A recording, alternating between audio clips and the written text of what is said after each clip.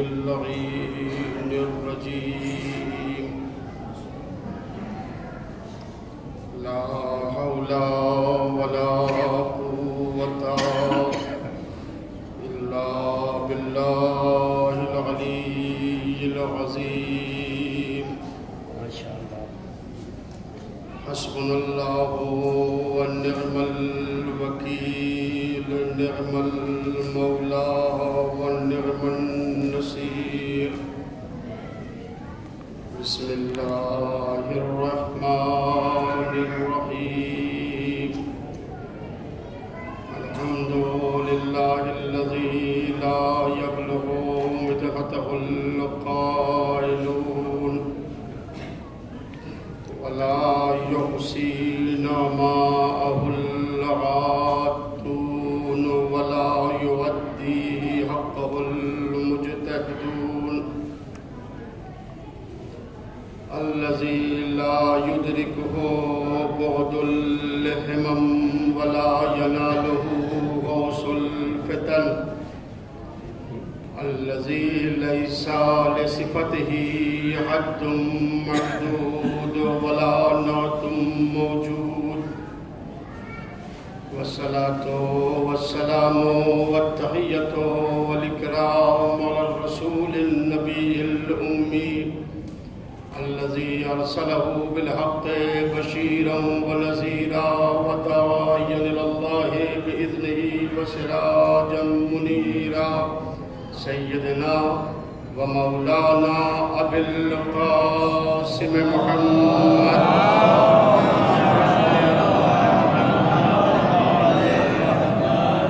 وعلى أهل بيته الطيبين الطاهرين المعصومين الذين أذهب الله عنهم الرجس وطهرهم تطهيرا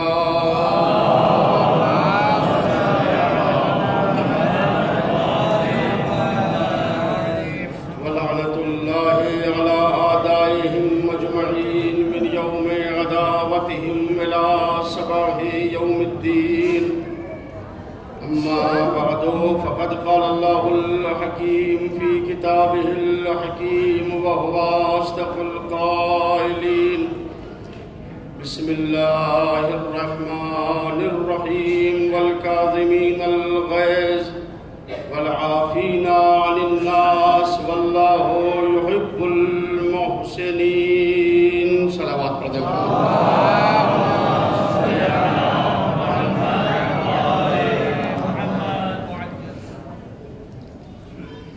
ماہ ذی القعدہ کے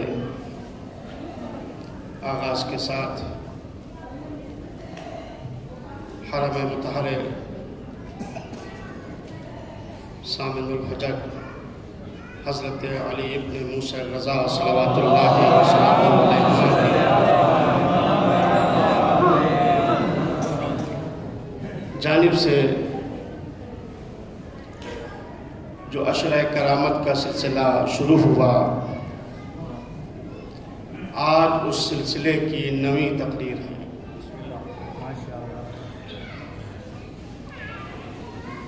آج کی تقریر کا عنوان ہے امام رضا علیہ السلام کے زمانے کے سیاسی اور معاشرتی حالات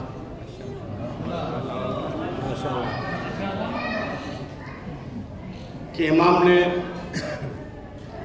جس زمانے میں اس دنیا میں قدم رکھا امام نے جس زمانے میں بچپنا گزارا جوانی گزاری اور منصب امامت کو سنبھالا اس زمانے کے حالات کیسے تھے سیاسی حالات کیسے تھے معاشرتی حالات کیسے تھے زمانہ کیسا تھا ظاہر ہے کہ ہمارے یہاں تو یہ بات کہی جاتی ہے کہ جناب زمانہ دیکھ کر چلیے جو زمانہ کہتا ہے وہ کیجئے لیکن ہم جن کے ماننے والے ہیں وہ زمانہ دیکھ کر نہیں چلتے بلکہ زمانے کو اپنے اشارے پر چلاتے ہیں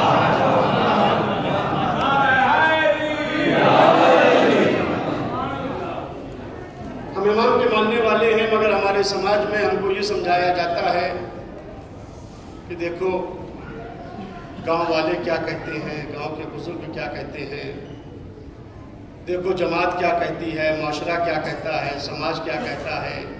اور بات جب تھوڑی سی اور آگے بڑھتی ہے تو کہتے ہیں دیکھو حکومت کیا کہتی ہے، ملک والے کیا کہتے ہیں، مشرق والے کیا کہتے ہیں، مغرب والے کیا کہتے ہیں. مگر امام آواز دے رہے ہیں کہ نہ مشرق والوں کو دیکھو نہ مغرب والوں کو دیکھو، یہ دیکھو خدا کیا کہتا ہے.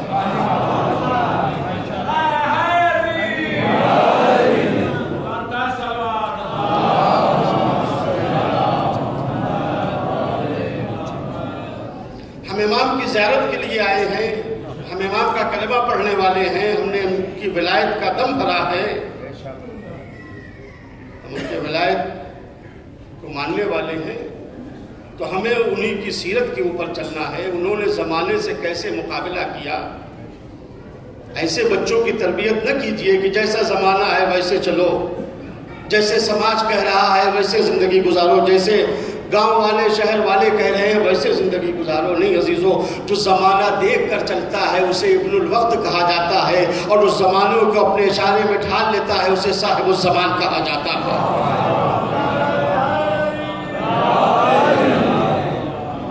ایک بآواز بلند صلوات پڑھیں محمد.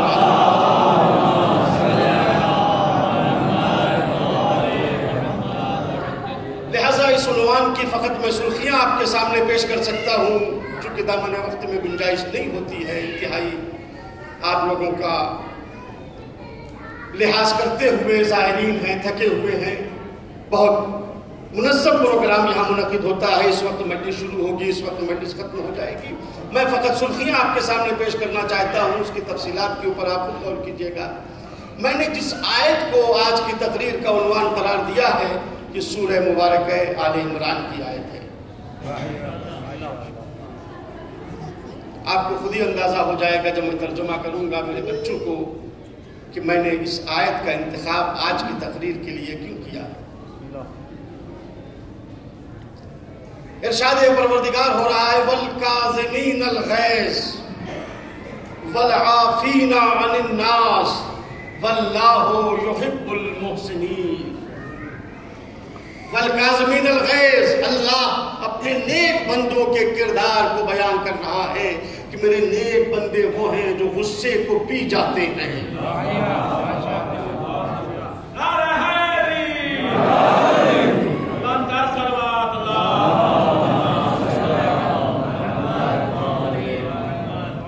والکاظمین الغیظ، جو غصے کو ضبط کرنے والے ہیں، غصے کو پی جانے والے ہیں.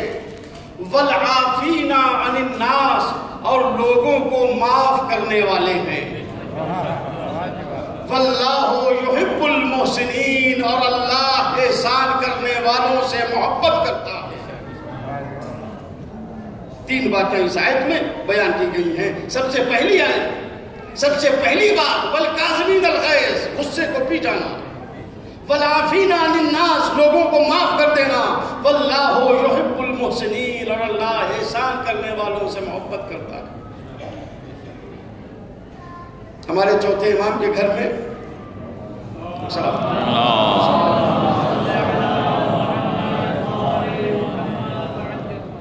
ایک بار آواز بلند صلوات پڑھیں محمد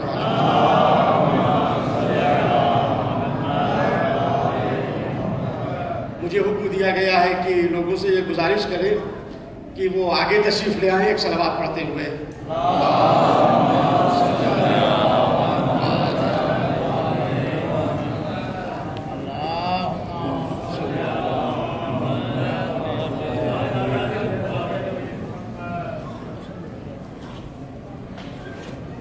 آواز بلند صلوات پڑھیں محمد.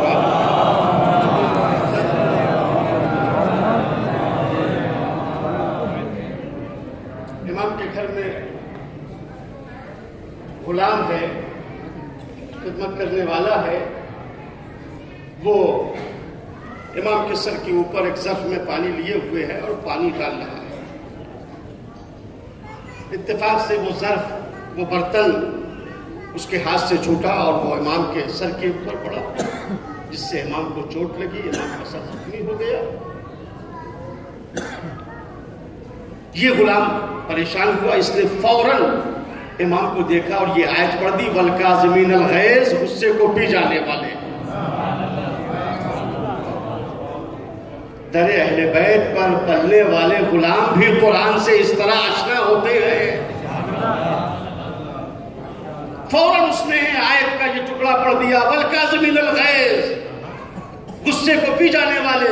امام نے فرمایا میں نے غصے کو پی لیا، میں نے غصے کو ضبط کر لیا۔ اس نے فوراً آگے آیت پڑھی، والعافین عن الناس، لوگوں کو معاف کرنے والے۔ امام نے فرمایا جا میں نے تجھے معاف کر دیا۔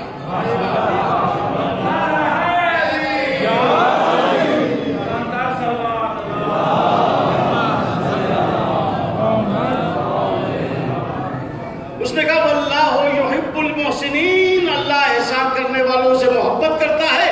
آپ نے فرمایا جا میں نے تجھے راہ خدا میں آزاد کر دیا۔ عزیزوں، غصے کو ضبط کرنا، کاظمی، اسی کاظم کی جمع کاظمی۔ کاظم کسے کہا جاتا ہے؟ کاظم وہ ہے جو اپنے غصے کو ضبط کر لے۔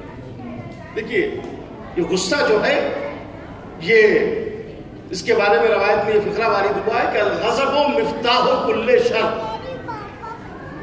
غصہ جو ہے یہ ہر برائی کی کنجی ہے۔ الغضب مفتاح کل شر، ہر برائی کی کنجی کا نام ہے غصہ۔ جب انسان مبتلا غیظ و غضب ہو جاتا ہے تو وہ دنیا کا کوئی بھی اقدام کر سکتا ہے، اور شیطان کے لیے بہترین موقع ہوتا ہے بہکانے کا، گمراہ کرنے کا، منحرف کرنے کا۔ ایک انسان کو دوسرے انسان سے لڑوانا ہے، اس کے لیے بہترین موقع ہے جب انسان غصے میں آ جائے۔ کسی انسان کو مذلت کے گڑھے میں ڈھکیلنا ہے، شیطان کے لیے بہترین موقع ہے جب انسان غصے میں آ گیا۔ اسی لیے ہمارے یہاں روایت میں یہ کہا گیا ہے الغضب مفتاح کل شر، غصہ جو ہے وہ ہر برائی کی کنجی ہے۔ عزیزو، لیکن ایک بات آپ اپنے ذہن میں رکھیں کہ غصہ بذات خود کوئی بری چیز نہیں ہے۔ غصہ آنا چاہیے، بس ہمیں یہ پہچاننا ہے کہاں آنا چاہیے، کہاں ضبط کرنا چاہیے۔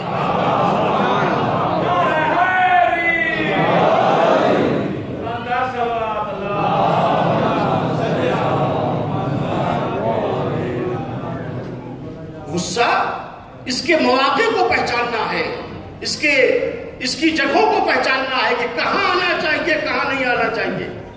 ورنہ انسان یہ کہے کہ غصہ تمام برائیوں کی کنجی ہے، اس کے معنی یہ ہے کہ ہمیں غصہ نہیں آنا چاہیے، اور انسان یہ کہہ کر سماج میں زندگی گزارنا شروع کر دے، یعنی دین کے خلاف کوئی بات کی جائے انہیں غصہ ہی نہیں آتا،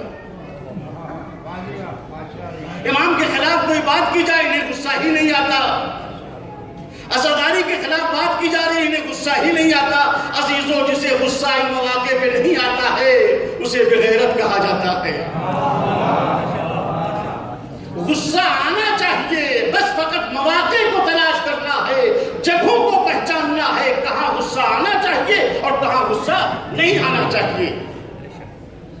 یہی وجہ ہے عزیزوں، آپ پڑھتے ہیں تاریخ میں، سنتے ہیں تاریخ میں، تاریخ نے ایک منظر دیکھا مولا کائنات کی زندگی کا، جب مولا کائنات نے دشمن کو زمین پر گرا دیا، سینے پر سوار ہو گئے، اس کے بعد سینے سے اتر آئے، راہ خدا میں جہاد ہو رہا ہے، دشمن کو زمین پر گرا دیا ہے، اس کے سینے کے اوپر سوار ہو گئے، ابھی گلا کاٹنا چاہتے ہیں، لوگوں نے دیکھا کہ مولا سینے سے اتر آئے۔ تھوڑی دیر کے بعد جب مولا کائنات اس کو قتل کرنے کے بعد پیغمبر کے پاس آئے، اب لوگوں نے پوچھا یا علی، بہترین موقع تھا، آپ نے اسے زمین پر گرا دیا تھا، سینے پہ سوار ہو گئے تھے، آپ اسے قتل کر دیتے، یہ ادھر کیوں آئے آپ نے اتنا اچھا موقع جو ہے وہ ہاتھ سے کیوں جانے دیا؟ آپ نے فرمایا جب میں اس کے سینے پہ سوار ہوا اس نے بے ادبی کی، مجھے غصہ آ گیا،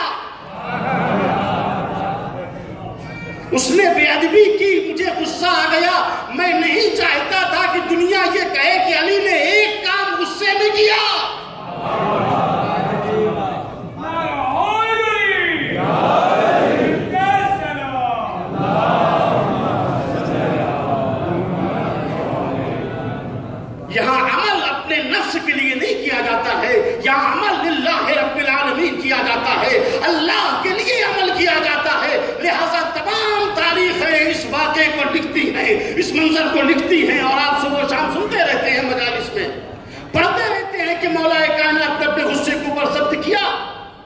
جبکہ علی کی زندگی کا یہ ایک موقع نہیں ہے، علی کی ساری زندگی دیکھیں،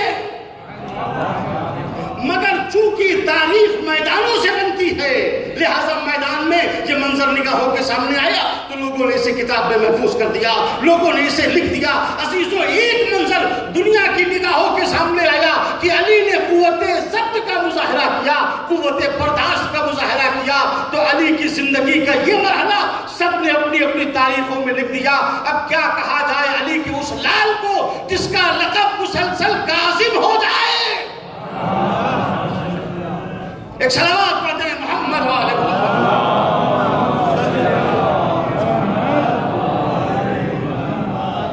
ایک باوا سے بلند صلوات پڑھیں محمد وآلہ محمد۔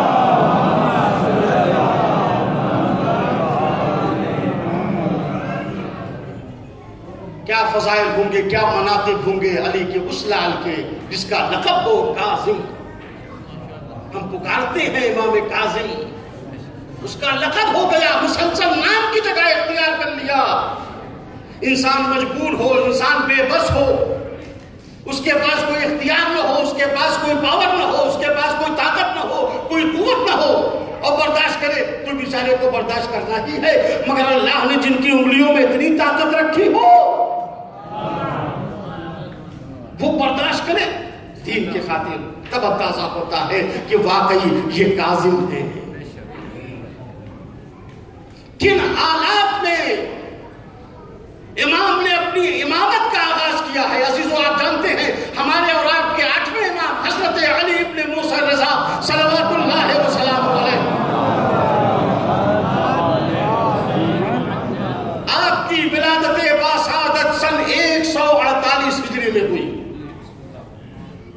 سن 148 ہجری میں۔ یہ کون سا دور ہے جب 8ویں امام پیدا ہوئے ہیں؟ یہ زمانہ ہے منصور دوالقی کا،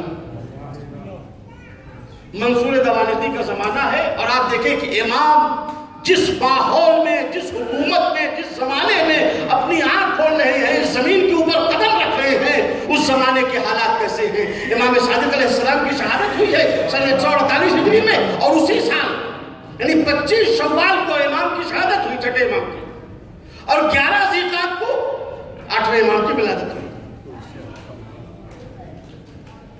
جب امام کی ولادت ہوئی اور ادھر چھٹے امام کی شہادت ہوئی، منصور دوالقی نے ایک خط لکھا مدینے کے گورنر کو۔ آپ دیکھیں حالات کیسے تھے، مدینے کے گورنر کو ایک خط لکھا، اور اس خط میں اس نے تحریر یہ کیا کہ چھٹے امام نے، جعفر ابن محمد نے جسے بھی اپنا خلیفہ بنایا ہو، جسے اپنا وصی بنایا ہو، جسے اپنا جانشین بنایا ہو، اس کا سر قلم کر کے میرے پاس بھیج دو۔ جسے انہوں نے اپنا جانشین بنایا ہو، اپنا وصی بنایا ہو، اپنا خلیفہ بنایا ہو، فوراً ان کا سر کاٹ کر، سر قلم کر کے میرے پاس بھیج دو۔ مدینے کے گورنر کے پاس مرکزی حکومت کا بھی خط آیا، قاصد آیا خط لے کر اور گورنر کے حوالے کیا۔ گورنر نے فوراً اپنے جاسوسوں کو بھیج دیا، کہا جاؤ امام صادق کے گھر میں دیکھو، معلوم کرو کس کو انہوں نے اپنا جانشین بنایا ہے، کس کو انہوں نے اپنا وصی بنایا ہے۔ آ گئے جاسوس، آ گئے حکومتی افراد، سپاہی آ گئے، اور جناب حمیدہ چھٹے امام کی جو اہلیہ ہیں ان سے کہا کہ یہ بتائیے کہ انہوں نے اپنا کسی کو جانشین بنایا، انہوں نے اپنا کسی کو وصی بنایا ہے؟ انہوں نے کہا ہاں ہاں، پورا وصیت نامہ چھوڑ کر گئے ہیں، پورا وصیت نامہ لکھ کر گئے ہیں۔ کالا وصیت نامہ، وصیت نامہ لا کے انہوں نے ان کے حوالے کیا۔ یہ لوگ فوراً لے کر گورنر کے پاس پہنچے۔ اب دیکھا اس وصیت نامے میں امام صادق علیہ السلام نے وصیت یہ کی ہے کہ جو ذمہ داریاں میں چھوڑ کر جا رہا ہوں، جو کام میں چھوڑ کر جا رہا ہوں، اسے 5 آدمی مل کر کریں گے۔ ان میں سب سے پہلا نام منصور دوالقی کا۔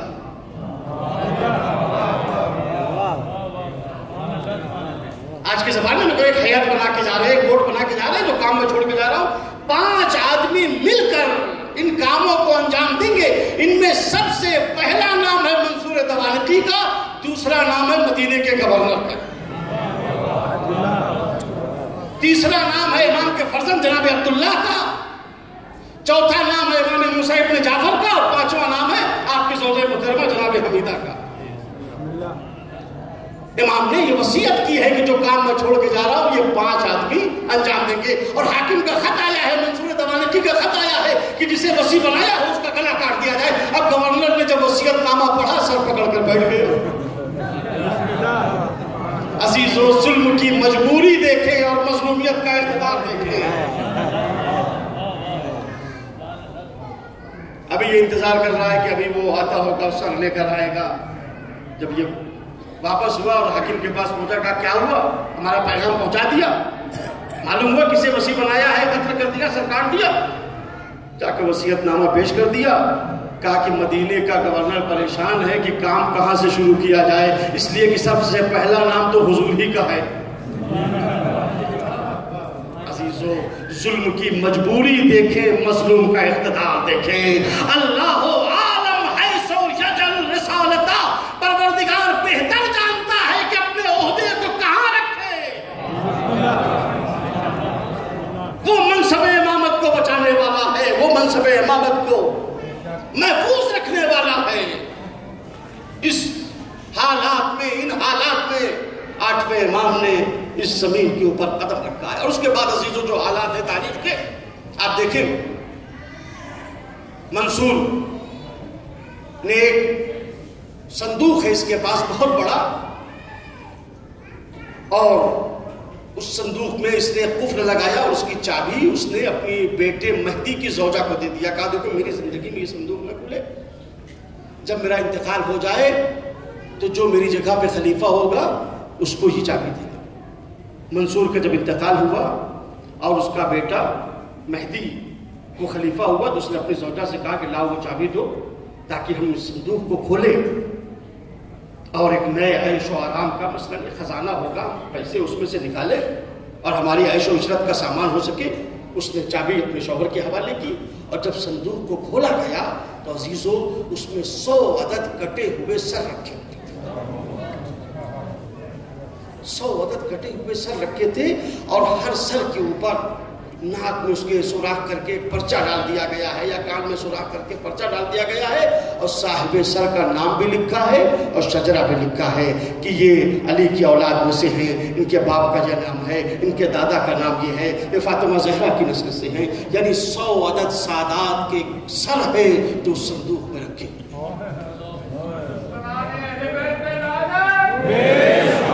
جن میں زندگی گزار رہے ہیں. یہ سر کیوں کاٹے, یہ سر کس کے ہیں عزیزو؟ یہ اولاد علی کے سر ہیں, یہ بنی ہاشم کے سر ہیں, یہ سادات کے سر ہیں, یہ امام کے چاہنے والوں کے سر ہیں. منصور اپنے بیٹے کو یہ پیغام دینا چاہتا ہے کہ دیکھو اگر تمہیں حکومت کرنا ہے تو تمہیں یہ کام کرنا ہوگا, تمہیں سادات کو قتل کرنا ہوگا, آل محمد کو قتل کرنا ہوگا. اور یہی وجہ ہے منصور جب تک زندہ رہا اس نے 7ویں امام کو بغداد نہیں بلایا, لیکن جیسے ہی مہدی خلیفہ بنا اس نے یہ صندوق کی جب داستان دیکھی فوراً امام ہفتم کو اس نے مدینے سے بغداد بلایا. اور مدینے سے امام بغداد جا رہے, راستے میں ایک چاہنے والوں کی ایک بستی تھی, ادھر سے امام کا گزر ہوا. ایک چاہنے والا جو ہے وہ سر راہ کھڑا تھا, راستے میں کھڑا تھا. اس نے دیکھا, کہا مولا کہاں تشریف لے جا رہے ہیں؟ کہا بغداد میں مجھے بلایا گیا. بس چاہنے والا رونے لگا, مولا اب آپ کا سایہ ہمارے سر سے اڑ جائے گا, یہ ظالم آپ کو قتل کر دے گا. آپ نے فرمایا نہیں, یہ ظالم مجھے نہیں قتل کر سکتا, اور اگر تمہیں مجھ سے ملاقات کرنی ہے تو فلاں تاریخ کو اسی مقام کے اوپر آ جانا, مجھ سے مل لینا. یہ کہہ کر امام بغداد چلے گئے. اب یہ آدمی سوچتا رہا کہ امام کے یہ کہنے کے معنی کیا ہے, امام کے کہنے کا مقصد کیا ہے, بھلا کیسے ممکن ہے کہ وہ ظالم امام کو چھوڑ دے. لیکن جب وہ تاریخ آئی جس تاریخ کے لیے امام نے کہا تھا, یہ آدمی آیا اور آنے کے بعد اسی جگہ کے اوپر کھڑا ہو گیا. اب امام کا انتظار کر رہا ہے, امام کا انتظار کر رہا ہے, یہاں تک کہ دیکھا دوپہر آ گئی, دوپہر ہو گئی, امام نہیں آئے. عصر کا وقت ہو گیا, امام نہیں آئے. اب اس کے دل میں رہ رہ کر یہ بات آتی ہے کہ امام کے کہنے کا مقصد یہ کیا تھا. ظاہر امام ہے, انہوں نے یہ بات جو کہی ہے مگر کہیں نظر نہیں آ رہے. ابھی سورج نہیں غروب ہوا تھا, دیکھا کہ کوئی شہسوار چلا آ رہا ہے. امام قریب پہنچے, امام نے فرمایا تم کیوں اتنا پریشان ہو گئے تھے؟ میں نے تم سے کہا تھا کہ میں اس تاریخ کو یہاں آؤں گا. کہا مولا میں نے سوچا کہ جب ظالم نے آپ کو دربار میں بلایا ہے تو آپ کیسے زندہ واپس آ سکتے ہیں. آپ نے فرمایا نہیں میرے پاس پیغمبر خدا کی وہ دعا ہے. میرے جد نے فرمایا کہ جب وہ دعا پڑھ کر ظالم کے سامنے جاؤ گے ظالم تمہارا کچھ نہیں بگاڑ سکتا. کہا مولا بتائیے وہ دعا کون سی ہے؟ کہا وہ دعائے جوشن صغیر ہے. میرے جد رسول اللہ صلی اللہ علیہ وآلہ وسلم نے فرمایا کہ اگر کسی ظالم کے سامنے جانا ہو، ظالم کا تمہارا مقابلہ ہو تو اس دعا کو پڑھ کر چلے جانا، ظالم تمہارا کچھ نہیں بگاڑ سکتا. امام نے فرمایا میں اس دعا کو پڑھ کر تب ظالم کے دربار میں گیا تھا. عزیزو امام کے پاس سارے راستے ہیں جن سے اپنی زندگی کو بچایا جا سکتا ہے، مگر اپنی زندگی کو بچانا مقصد نہیں ہے، دین کو بچانا مقصد ہے. جب تک اس دین کو ہماری زندگی کی ضرورت رہے گی ہم اپنی زندگیوں کو بچائیں گے، جوشن صغیر بھی پڑھیں گے، دعائیں بھی پڑھیں گے، اپنے کو محفوظ رکھیں گے. لیکن جس دن دین کو ہمارے خون کی ضرورت ہوگی، ایک خون نہیں 72 خون ہم پیش کر دیں گے. ایک سر نہیں ہم 72 سر پیش کر دیں گے تاکہ دین کو بچا لیا جائے. عزیز و آل محمد کا کل کردار بس یہی ہے، نہ اپنی زندگی کو بچانا ہے دین الہی کو. ہمارے دین کو کس وقت ہمارے خون کی ضرورت ہے اور کس وقت ہماری زندگی کی ضرورت ہے. آپ دیکھیں ایسے حالات ہیں سیاسی جن میں امام رضا علیہ السلام کو پھر مامون نے بلایا ہے مدینے سے. وہ پوری داستان 4 مہینے کا سفر طے کر کے امام آئے مامون کے پاس. کیوں بلایا؟ حالات کیا تھے؟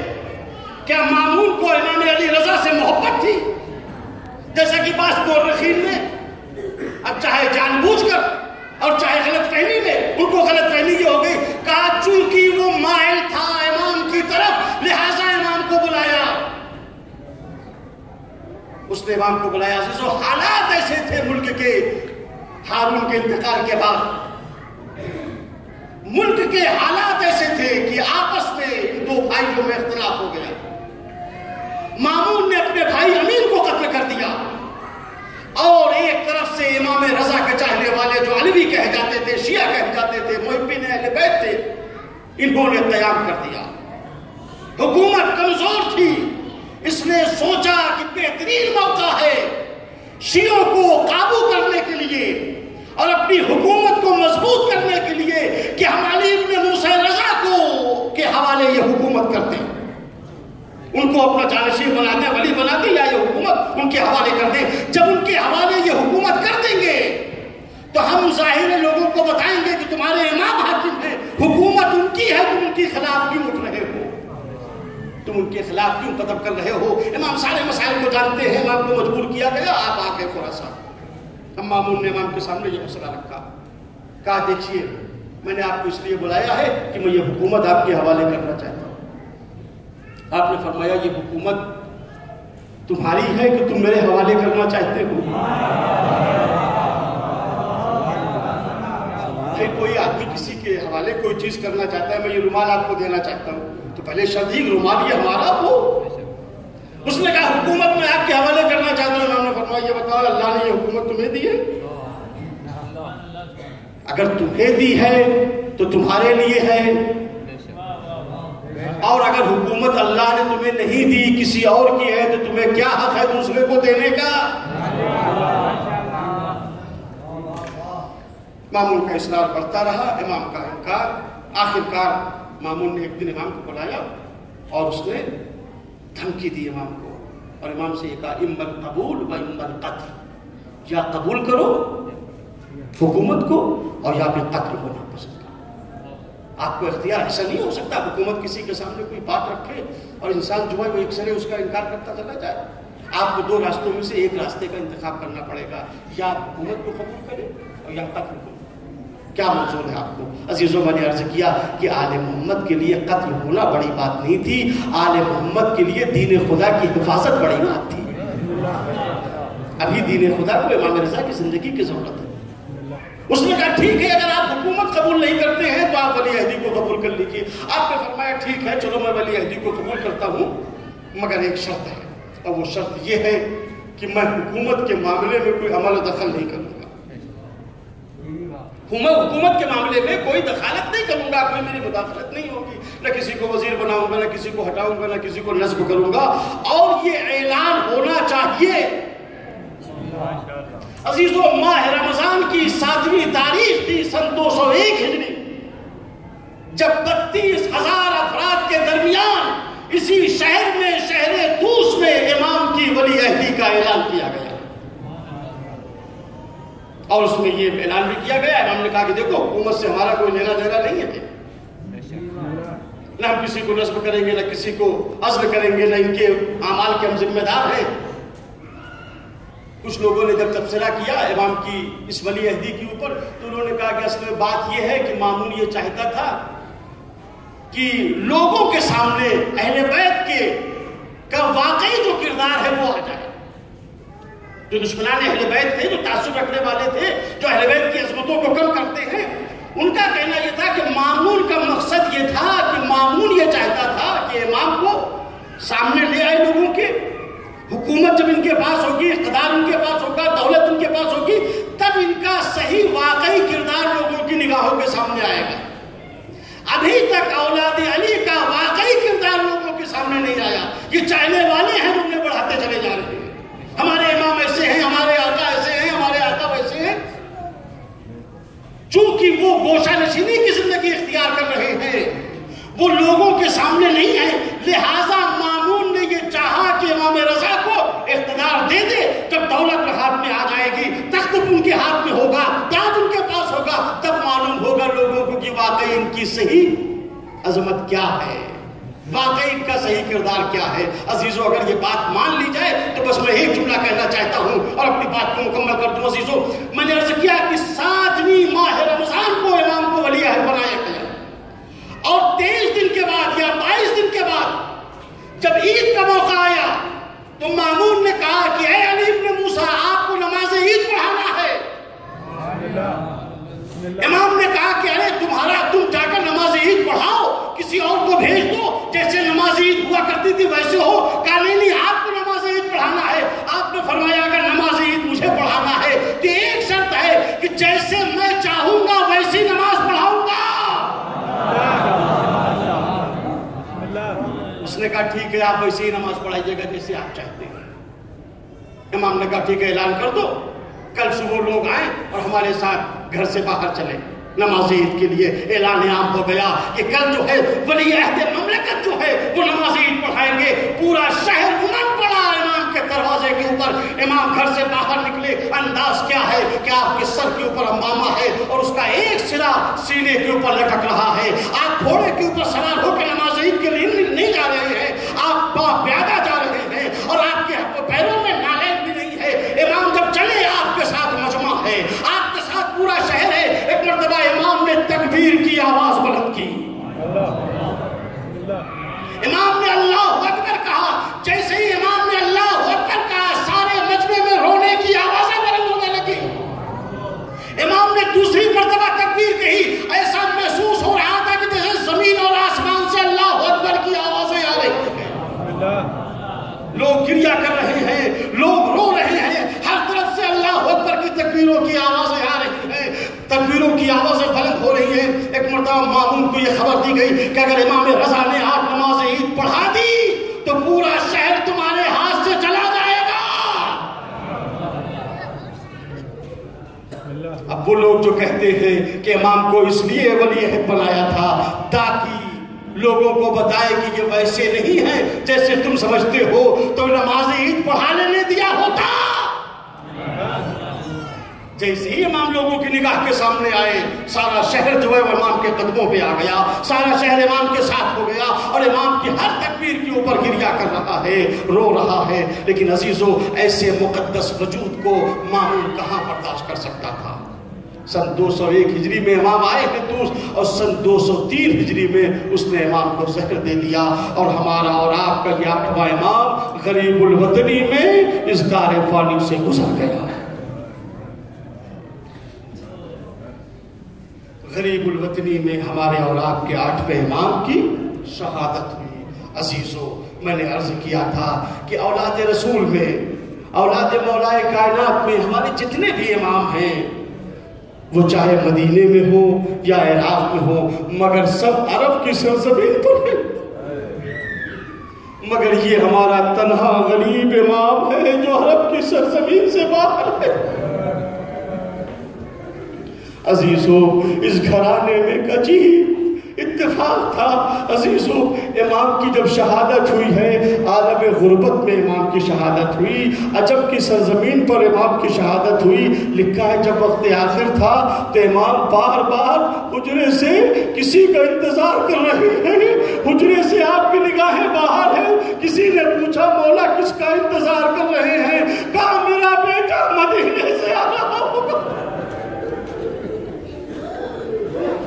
اس لیے عزیزو، ہر باپ کو یہ تمنا ہوتی ہے کہ وقت آخر میرا بیٹا میرے سرانے رہے۔ بس دل چاہتا ہے، ہاتھوں کو جوڑ کے گزارش کروں، اے رضائے غریب، امام جواد بااجاز آپ کے پاس پہنچ گئے۔ ہر باپ کو تمنا ہوتی ہے کہ میرا بیٹا میرے سرانے آئے، مگر ہائے غریب حسین زخموں سے چور ہے۔ سید سجاد کے پاس گئے، بیٹا سید سجاد غش سے آنکھیں کھولو، تمہارا بابا رخصت آخر کے لیے۔ سید سجاد کہتے ہیں کہ جب میں نے آنکھیں کھولی میں اپنے بابا کو پہچان نہیں سکا، اتنے تیر لگے تھے، اتنی تلواریں لگی تھی، اتنے زخم لگے تھے۔ اجرکم اللہ، اللہ ہی آوازوں کے اوپر رحمتیں نازل کرے جو کربلا والوں کے غم میں بلند ہو رہی ہیں۔ اے رضائے غریب، ہم غریب الوطن آئے ہیں، آقا پرسہ قبول کیجئے، آقا ہماری زیارتوں کو قبول کیجئے۔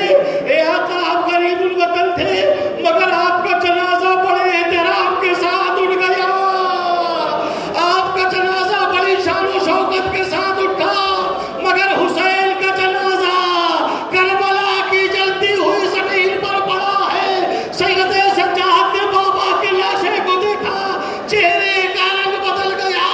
اے بھوبی اماں، جوان بیٹا موجود ہے، باپ کا لاشا جلتی رہتی پر پڑا ہے۔ سيعلم الذين ظلموا أي منقلب۔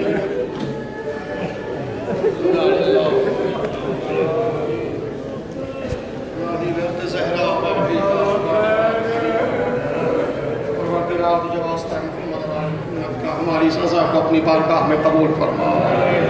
پروردگار تجھے واسطہ ہے محمد اور آل محمد کا، جن جن لوگوں نے دعا کے لیے کہا ہے ان کی دعاؤں کو مستجاب فرما۔